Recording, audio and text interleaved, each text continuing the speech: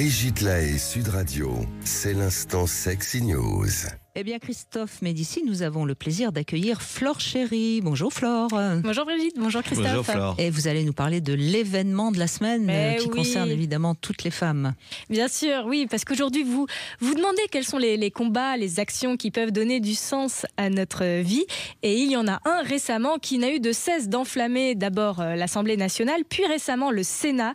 Il s'agit de l'entrée dans la Constitution de la liberté garantie à la femme d'avoir recours à une IVG. Une IVG, c'est une interruption volontaire de grossesse. Le Sénat vient de se prononcer mercredi favorablement pour son entrée dans la Constitution. Une étape donc décisive pour son intégration définitive par le Congrès lundi prochain. Cette bonne nouvelle, elle arrive dans un contexte très tendu, notamment avec l'infographie diffusée par la chaîne CNews dimanche 25 février, qui présente l'IVG comme une des principales causes de mortalité dans le monde et qui a depuis présenté ses excuses publiques. Ça fait scandale, ça. Mais finalement, cet argument, celui de la mortalité, qui est un argument un peu conservateur, c'est pas celui qui a été le plus débattu ces derniers mois. Il y a notamment eu de nombreux échanges sur la question du choix du mot entre le droit et la liberté d'accès à l'IVG. Est-ce que vous connaissez un peu la différence entre le droit et la liberté ? Alors, c'est finalement le mot liberté, comme la liberté de la presse, qui a été retenu. Et le mot liberté, il est plus proche du mot possibilité, c'est-à-dire qu'on laisse possible l'accès à la possibilité. Et surtout, ce qui est important, c'est qu'il ne contraint pas l'État à avoir une implication dite positive dans cet accès. C'est-à-dire que la liberté n'oblige pas l'État, oblige l'État à ne pas l'empêcher par des contraintes légales excessives, mais qu'il n'a rien à faire pour l'encourager. Le mot droit, en revanche, comme dans droit de vote, aurait été beaucoup plus fort puisqu'il contraint l'État à mettre en place de façon très concrète des actions pour faciliter l'accès à l'IVG, comme par exemple la création de structures adaptées. C'est le cas par exemple dans le droit à l'éducation avec la création des écoles publiques. En revanche, si on connaît le mot liberté, le terme liberté garantie est une sorte d'ovni juridique. On peut supposer qu'il s'agit là d'un entre-deux entre droit et liberté, c'est-à-dire qu'on attend quand même un peu de la part de l'État une implication positive dans cet accès à l'IVG, surtout pour les plus démunis. Il y a aussi eu d'autres débats, notamment sur le délai légal d'IVG, aujourd'hui à 14 semaines, mais qui aurait pu être raccourci à 12. C'est un débat assez sensible qui nous vient de la loi Veil, qui invoque un équilibre entre la liberté des femmes et la protection des enfants à naître.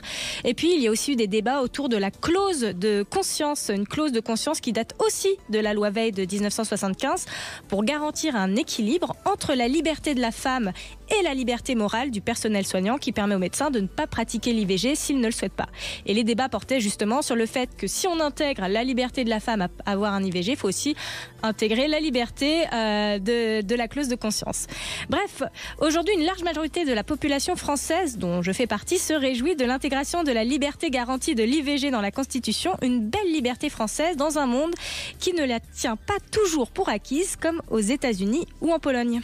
D'ailleurs, je crois que c'est le premier pays dans le monde qui inscrit cette liberté donc, dans la Constitution. Donc on peut être fier parce que c'est vrai qu'on est quand même le pays de la liberté de l'individu. Moi, je trouve que les États-Unis, dans certains États, c'est pas ce qui se passe. Notamment au Texas. Où c'est interdit. Donc il y a beaucoup de femmes. Et en Pologne, puisque les Ukrainiens qui ont fui l'Ukraine et qui voulaient donc se faire avorter n'ont pas pu le faire en Pologne. À ce sujet, Flore, j'ai une anecdote très drôle parce que autant à l'Assemblée c'est passé facilement, autant j'ai des amis qui travaillent au Sénat et que beaucoup de sénateurs, ça s'est joué à rien au Sénat et des sénateurs se faisaient engueuler par leur propre femme. Non, ça s'est pas joué à rien. Non, mais en tout cas au Sénat, il y a eu des gros débats parce que beaucoup de sénateurs auraient voulu basculer et leurs femmes leur menaçaient presque de les quitter s'ils ne passaient pas ça. Il y a eu des anecdotes, j'ai des amis qui travaillent au Sénat qui me l'ont raconté. Donc les sénateurs se sont fait chez eux taper sur les doigts par leur épouse. Ça prouve bien que maintenant la femme du pouvoir. Non mais de toute façon, moi ce qui m'a un petit peu ennuyé dans tout ce que j'ai entendu depuis 2-3 jours, c'est toutes ces critiques. Non, faut applaudir. Il faut applaudir. Mais voilà, évidemment. c'est bien. Après, bien sûr qu'il y a plein de choses qu'on peut dire, mais c'est une avancée pour les femmes qui est extraordinaire. Oui, et même puis même si c'est jamais, c'est jamais drôle une IVG, c'est jamais un choix. Et ça laisse la liberté aussi au droit de repréciser les contours et les conditions de l'IVG. Une certaine souplesse. Voilà, il y a une souplesse, c'est-à-dire c'est une liberté. Mais maintenant, le parcours démocratique et les lois feront et les jurisprudences feront que oui, dans telles conditions, non dans telles conditions, etc., etc. Donc ça reste souple et ça reste évolutif.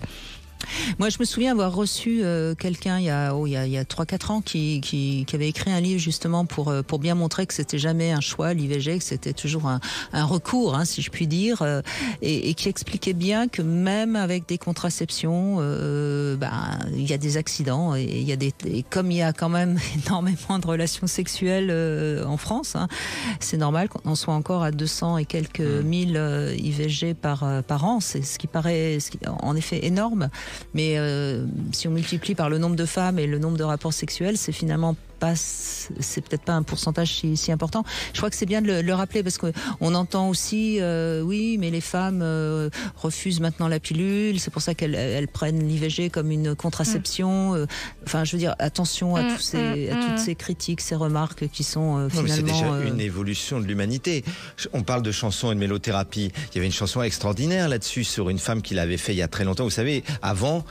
Au XXe siècle, au début du XXe siècle, jusqu'à ce que ça existe, on appelait ça, les femmes qui faisaient ça, les faiseuses d'anges. C'était très beau comme image, mais c'était abominable parce qu'une femme pouvait en mourir, évidemment, quand elle se faisait avorter, Brigitte, dans une arrière-cour ou dans une cuisine. C'était fréquent. Et vous vous rappelez Louise de Berliner, il y a un passage de cette chanson de Louise de Berliner où elle parle de cette femme qui se fait avorter, mais c'est la honte, elle est conspuée par tout le monde. Et si on le savait dans des familles, mais la famille te bannissait dans certains milieux. Je veux dire, c'était pas possible. Il y a eu le manifeste des salopes à l'époque, a permis de faire évoluer c'est une grande évolution. Et on a raison d'applaudir tous dans l'émission des 4 mains, quoi. Vraiment. Et même des pieds. Et des pieds. Allez, les orteils aussi. Et comme ça, les femmes pourront prendre leurs pieds sans avoir Et les hommes font des vasectomies, Brigitte, de plus en plus. De plus en plus. Les hommes font des vasectomies, donc ça veut dire qu'ils veulent pas d'enfants. Oui. Ou qui se responsabilisent ils veulent soulager leur épouse parce qu'elle en a marre de prendre la contraception. Ça rééquilibre un peu. Ça bouge. C'est bien. Flore Chéri, merci beaucoup. On vous retrouve bien sûr sur union.fr. On vous retrouve également sur mysweetfantasy.com et puis pourquoi pas au Sweet Paradise, puisque je ne sais plus ce que je voulais dire. Bref, au Sweet Paradise qui se trouve 12 rue Marie Stuart dans le 2e. Voilà. Merci.